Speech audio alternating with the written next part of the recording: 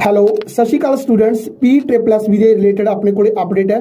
PSSB clerk, legal clerk, IT accountant, clerk cum data entry operator ਜਿਨ੍ਹਾਂ ਬੱਚਿਆਂ ਦਾ typing test ਹੋਇਆ ਸੀ ਤੇ ਉਹਦੇ ਵਿੱਚ ਕੁਝ ਬੱਚੇ ਐਬਸੈਂਟ ਸੀਗੇ।